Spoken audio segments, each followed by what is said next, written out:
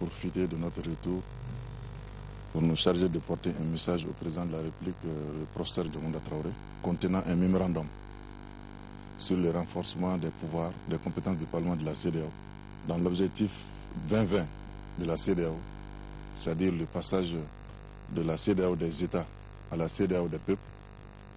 Il a été envisagé de renforcer les pouvoirs du Parlement pour en faire, à défaut d'un Parlement législatif, un Parlement de co-décision.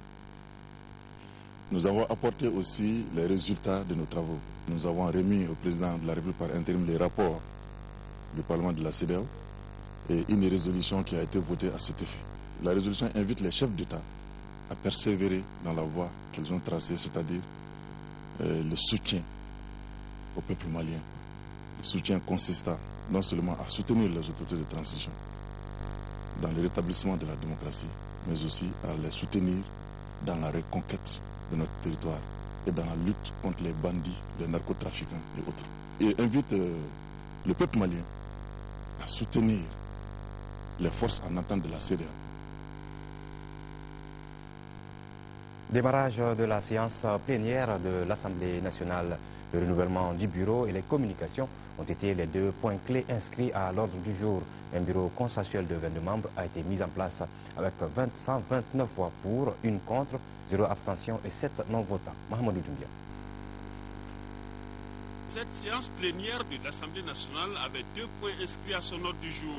Il s'agit des renouvellements du bureau de l'Assemblée nationale, des commissions permanentes, de la commission des contrôles et d'un siège au Parlement de la CEDEAO.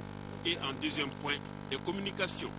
Pour le renouvellement du bureau de l'Assemblée nationale en l'absence de Diongounda Traoré, président de la République par intérim, le premier vice-président de l'Assemblée nationale reste Younoussou Touré à la tête d'un bureau de 21 membres. Ce nouveau bureau a été adopté par 129 voix pour, 1 contre, 0 abstention et 7 non-votants. Certes, le détail est nécessaire, cependant, il n'y a pas eu de grands changements. Assarid Ag Mbarkawan reste toujours deuxième vice-président. Amadao Silla, le troisième vice-président, est remplacé par Ousmane Ba. Baba Oumar Boré de l'IRD est remplacé par Kassim Tapo de l'ADEMA PSJ qui devient quatrième vice-président. Ousseni Guindo de la CODEM, septième vice-président, remplace Mahamadou Habib Diallo du MPR. Philippe Keita de l'ADEMA PSJ remplace Oumar Mariko du Parti Sadi comme 10e vice-président. Le premier et le second questeur restent inchangés. Ce sont Mahamadou Sissé de l'ADEMA PSJ et Moussa Sissé de l'IRD. Quant au secrétaire parlementaire, Ismaël Samake de l'ACM, 6e secrétaire parlementaire, est remplacé par Ousmane Batili. Kissima Mangane, 7e secrétaire, est remplacé par Belkoba de l'ACM.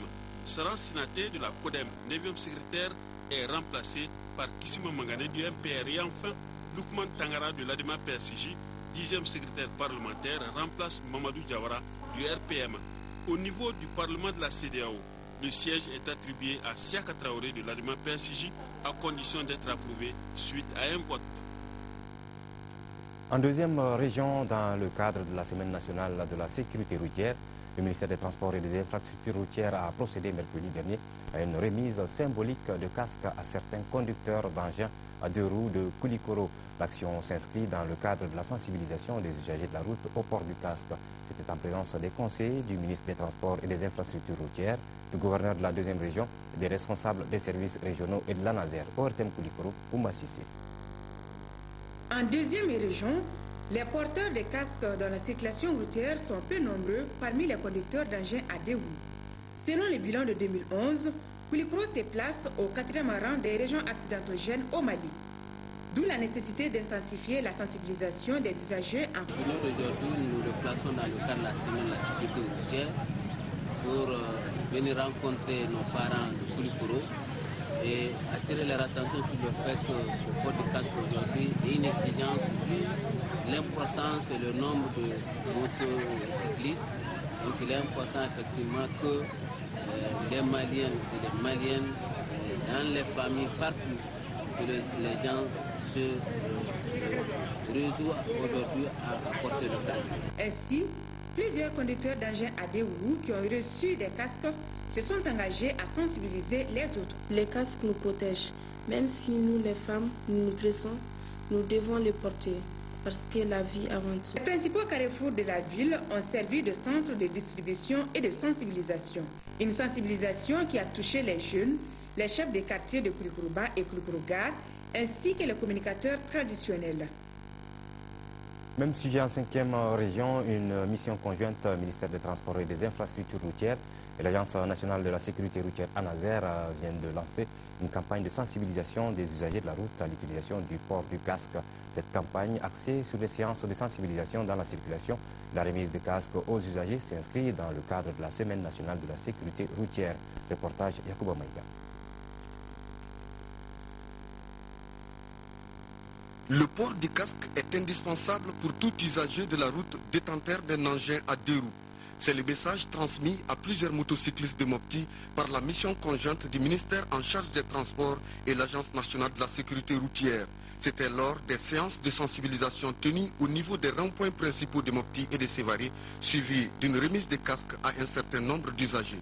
Le message que je peux lancer à l'ensemble des usagers de la région de Mopti, d'adhérer au port de casque, et que cela peut sauver des vies, cela peut aider même au développement. À Mopti comme à Sévaré, la triste réalité est qu'aucun des usagers rencontrés ne portait un casque, même certains agents de sécurité qui devraient montrer le bon exemple.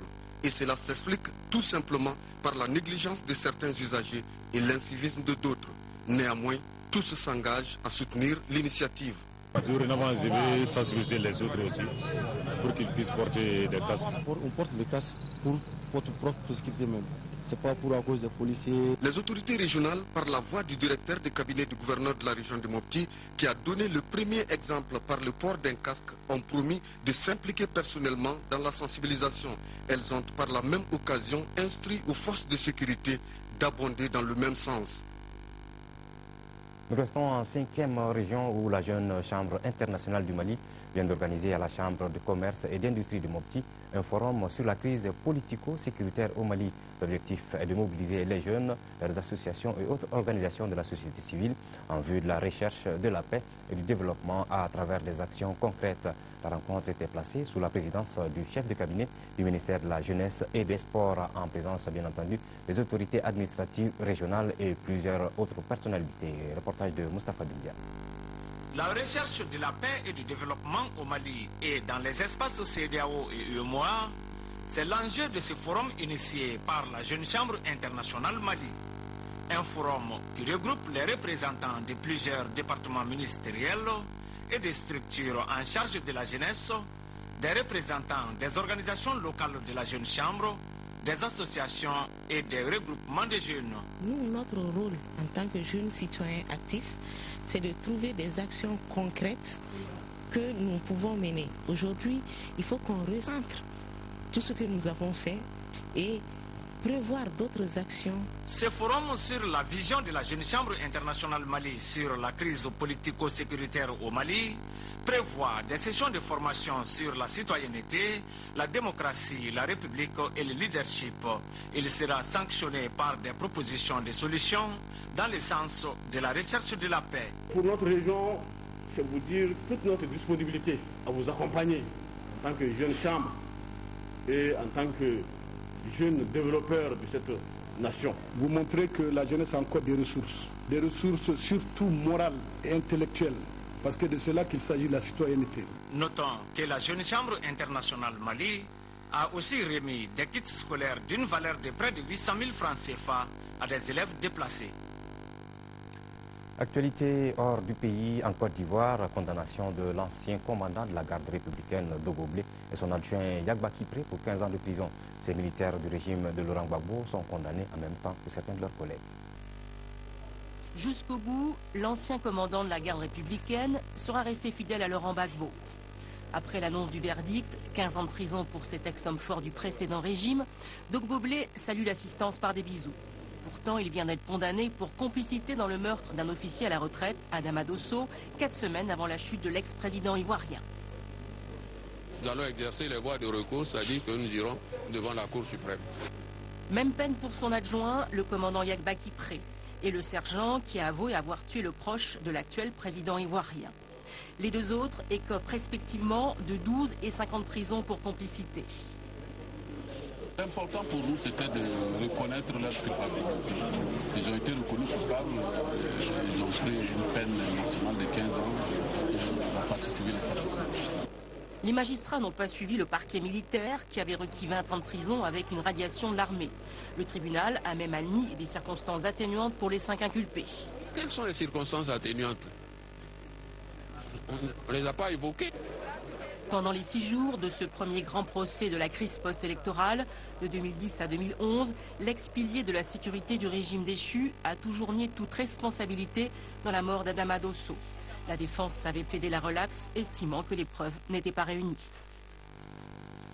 Le monde en bref, avec notamment la détérioration des relations entre la Syrie et la Turquie après la mort de 5 civils turcs et le récent arraisonnement d'un avion de ligne syrien. Après l'arraisonnement d'un avion de ligne syrien en provenance de Moscou, la Syrie a accusé jeudi la Turquie de mentir à propos d'une saisie de munitions. Les relations entre les deux pays sont devenues exécrables depuis la mort de 5 civils turcs tués par des tirs de l'armée syrienne.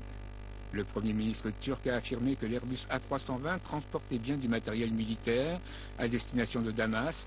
L'ambassadeur russe a exigé des explications de la Turquie après cette interception.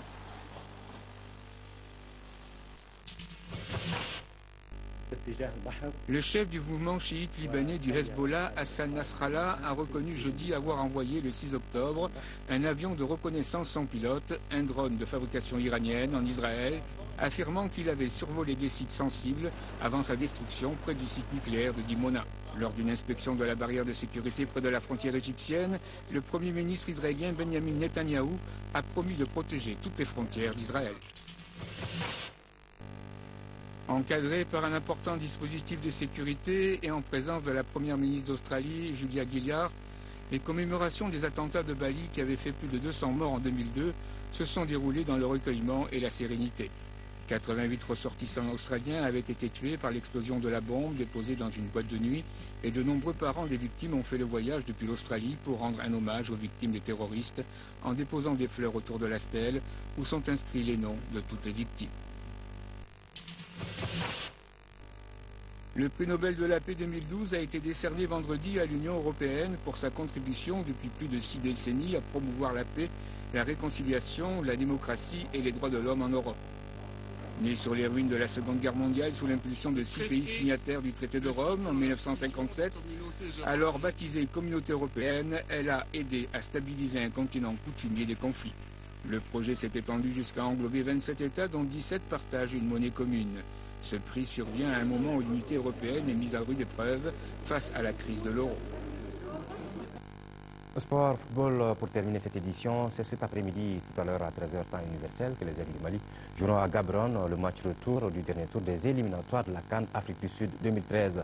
Vainqueur 3-0 à l'aller, les nôtres s'attelleront à revenir de ce déplacement avec la qualification en poche.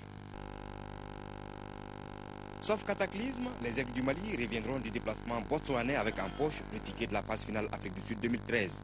Autrement, ce serait plus qu'une contre-performance. Forte d'une avance de 3 buts marqués ici à l'aller, l'équipe nationale se produira à Gaborone, certes remaniée, mais logiquement favorite face aux Zèbres. Après le forfait de Seydou Keita, Adama Tamboura, Mahamadou Djaradjila, Moustapha Yatabare et Mohamed Lamine Sissoko, toujours aux abonnés absents, les Aigles feront ce samedi avec les renforts de 2 nouveaux locaux, Idrissa Namalaïko Traoré et Idrissa Traoré Essien du Djoliba AC. Même si sur les 2 dernières rencontres contre le Botswana, notre pays a pris le dessus à la dernière CAN et lors du match aller de ces éliminatoires, il ne faudra surtout pas oublier que les Zèbres ont été les premiers à se qualifier pour la phase finale de la dernière Coupe d'Afrique des Nations, invaincus à domicile.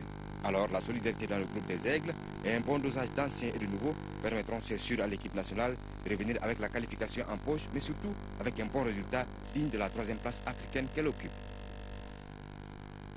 C'est tout pour cette édition. Le match, vous pourrez le suivre en direct à partir de 13h tout à l'heure sur cette même antenne de l'ORTM. À 20h, vous retrouverez Aoi Touré pour la grande édition du soir. Nos pensées sont sans cesse renouvelées pour nos compatriotes du Nord vivant sous occupation.